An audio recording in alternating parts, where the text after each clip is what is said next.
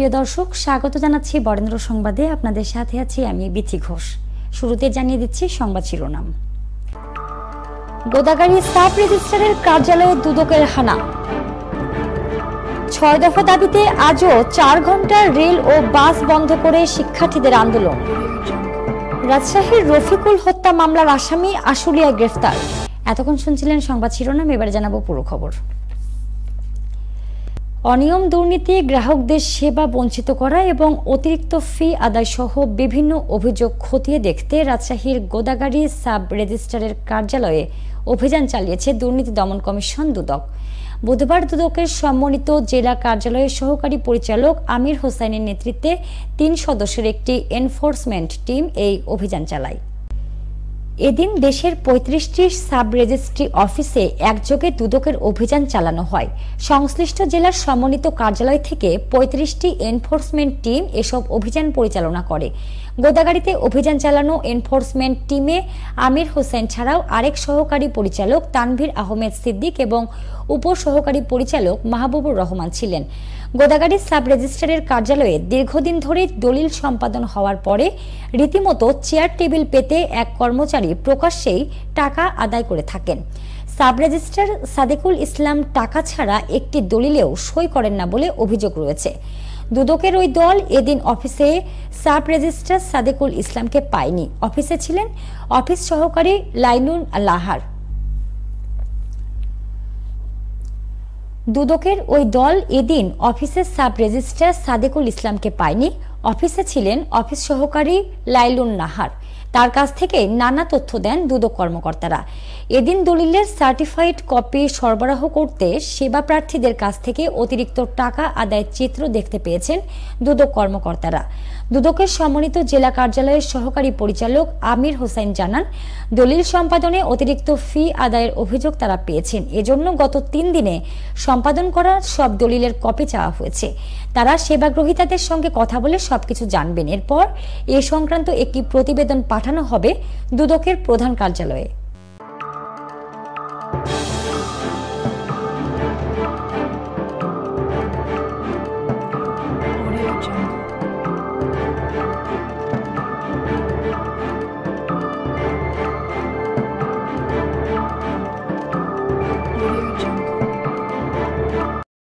ছয় দফা দাবিতে আজও রাজশাহীতে সড়ক ও রেলপথ অবরোধ করে বিক্ষোভ করেছে পলিটেকনিক ইনস্টিটিউটের শিক্ষার্থীরা।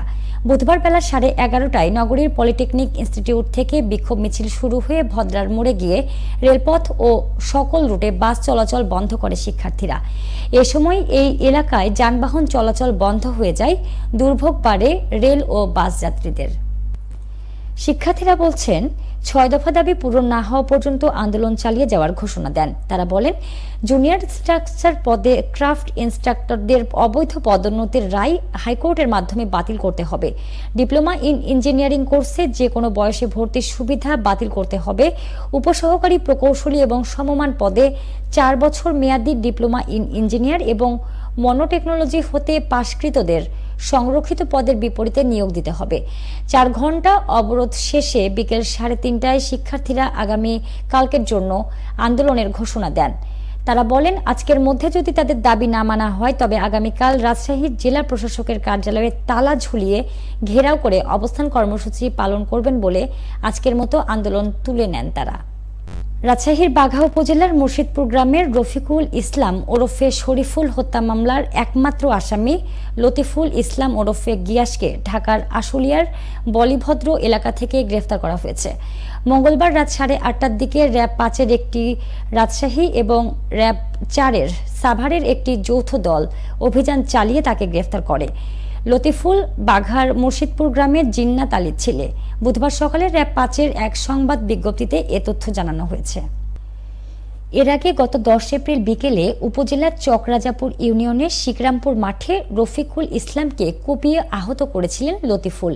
এতে রফিকুলের মৃত্যু হয়। র্যাব জানিয়েছে, ঘটনার দিন বিকেলে লতিফুলের ভুট্টার ক্ষেতে ঘাস কাটছিলেন রফিকুল। তা দেখে লতিফুল তাকে গালাগাল করেন। এ সময় রফিকুল এর প্রতিবাদ করলে ক্ষিপ্ত হয়ে লতিফুল তার হাতে থাকা ধারালো হাসুয়া দিয়ে গিয়াসকে কুপিয়ে আহত করে চলে যান। পরে মাঠের পাহারাদার ভুট্টা খেতে রফিকুলকে রক্তাক্ত এবং অচেতন অবস্থায় পড়ে থাকতে দেখেন। এরপর উপজেলা স্বাস্থ্য কমপ্লেক্সে নেওয়া হলে চিকিৎসক তাকে মৃত ঘোষণা করেন। এ ঘটনায় নিহতের বাবা বাদী হয়ে থানায় হত্যা মামলা করেন। র্যাব আরও জানায়, মামলার পর থেকেই আসামি লতিফুল দেশের বিভিন্ন স্থানে আত্মগোপনে ছিলেন। পুলিশের পাশাপাশি ঘটনাটি ছায়া তদন্ত করছিলেন র্যাব। বাড়ানো হয়েছিল গোয়েন্দা নজরদারি। এরপর র্যাব 5-এর রাজশাহী এবং র্যাব 4-এর সাভার ক্যাম্পের একটি যৌথ দল অভিযান চালিয়ে লতিফুলকে গ্রেফতার করে। গ্রেফতারের পর তাকে বাঘা থানায় হস্তান্তর করা হয়েছে বলেও জানিয়েছে র্যাব। নাটোরের বড়াইগ্রামে 7 বছরের শিশু জুইকে নৃশংসভাবে হত্যা করে মুখে অ্যাসিড দিয়ে পুড়িয়ে ভুট্টা খেতে ফেলে রাখা অপরাধীদের আগামী 24 ঘন্টার মধ্যে গ্রেফতারের দাবিতে মানববন্ধন এবং বিক্ষোভ মিছিল অনুষ্ঠিত হয়েছে। বুধবার বেলা 12টার দিকে বৈষম্য বিরোধী ছাত্র আন্দোলনের আয়োজনে নাটোর প্রেস ক্লাবের সামনে এই মানববন্ধন কর্মসূচি পালন করা হয়। মানববন্ধনে অন্যান্যের মধ্যে উপস্থিত ছিলেন বৈষম্য বিরোধী ছাত্র আন্দোলনের আহ্বায়ক শিশির মাহমুদ, সাংগঠনিক সম্পাদক রবিন আহমেদ, মহিলা কলেজের শিক্ষার্থী শাম্মী খাতুন, নুসরাত জাহান সহ বিভিন্ন স্কুল কলেজের শিক্ষার্থীরা। এ সময় বক্তারা বলেন, বাংলাদেশে আজ কোনো মানুষ নিরাপদ নয়, বড় ছোট এমনকি শিশু বাচ্চারাও নিরাপদ নয়। কিছুদিন আগে আসিয়ার মৃত্যুর ক্ষত না শুকাতে নাটোরে বড়াইগ্রামের শিশু কন্যা জুইকে বর্বরভাবে হত্যা করা হলো। আজ যদি আসিয়ার হত্যার বিচার হতো তাহলে শিশু জুইকে এভাবে মৃত্যুবরণ করতে হতো না। আমরা আগামী 24 ঘন্টার ভিতর আসামিদের গ্রেফতারের দাবি জানাই। আইন শৃঙ্খলা বাহিনীর সদস্যরা যদি তাদের গ্রেফতার করতে না পারে তাহলে কঠোর আন্দোলনের হুঁশিয়ারি দেওয়া হবে। মানববন্ধন শেষে তারা একটি বিক্ষোভ মিছিল বের করে। মিছিলটি শহরের বিভিন্ন সড়ক প্রদক্ষিণ করে রানী ভবানী সরকারি মহিলা কলেজের সামনে গিয়ে শেষ হয়। এদিকে একই দাবিতে বড়াইগ্রাম উপজেলা চত্বরেও বিক্ষোভ এবং মানববন্ধন কর্মসূচি পালন করা হয়। নিখোঁজের একদিন পর গতকাল মঙ্গলবার সকালে পাবনার চাটমোহর থানার হরিপুরের একটি ভুট্টা ক্ষেত থেকে বিবস্ত্র অবস্থায় শিশু জুইয়ের মরদেহ উদ্ধার করে পুলিশ। প্রাথমিকভাবে পুলিশের ধারণা তাকে ধর্ষণের পর হত্যা করা হয়েছে এবং শিশুটির পরিচয় নষ্ট করতে মুখমণ্ডল অ্যাসিড দিয়ে পুড়িয়ে দেওয়া হয়েছে।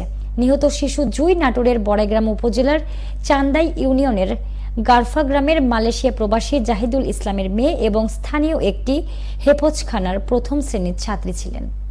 নাটোরের বড়াইগ্রাম উপজেলা পরিষদ চেয়ারম্যান এবং বিএনপি নেতা সানাউল্লাহ নূর বাবু হত্যায় জড়িত আওয়ামী লীগ নেতা বনপাড়া পৌরসভার মেয়র জাকির হোসেন, জিন্না এবং জামিল সহ সকল আসামিদের দৃষ্টান্তমূলক বিচারের দাবিতে সংবাদ সম্মেলন করেছেন বাবুর পরিবারের সদস্যরা।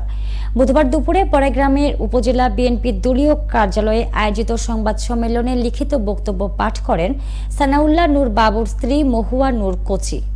লিখিত বক্তব্যে তিনি জানান, 2010 সালের 8 অক্টোবর বিএনপির কেন্দ্রীয় কর্মসূচি পালন করার সময় পৌর মেয়র জাকির হোসেন, জিন্না ও জামিল সহ আওয়ামী লীগ নেতাকর্মীরা বনপাড়া বাজারে প্রকাশ্যে পিটিয়ে হত্যা করে তৎকালীন উপজেলা চেয়ারম্যান সানাউল্লাহ নূর বাবুকে। কিন্তু গত 15 বছরেও সেই হত্যাকাণ্ডের কোনো বিচার হয়নি। এখনও বাবু হত্যাকারীরা প্রকাশ্যে ঘুরে বেড়াচ্ছেন। 5ই আগস্টের পর বড়াইগ্রামবাসী আশা করেছিল এবার বাবু হত্যার বিচার হবে, কিন্তু দৃশ্যমান কিছু না হওয়ায় হতাশ তারা। বাবু হত্যাকারীদের বিচারের মাধ্যমে দৃষ্টান্তমূলক শাস্তির দাবি করেন তারা। বিচার না হওয়া পর্যন্ত তারা রাজপথে থাকবেন বিচারের আশায়। এ ছিল বরেন্দ্র সংবাদে, সাথে থাকার জন্য ধন্যবাদ।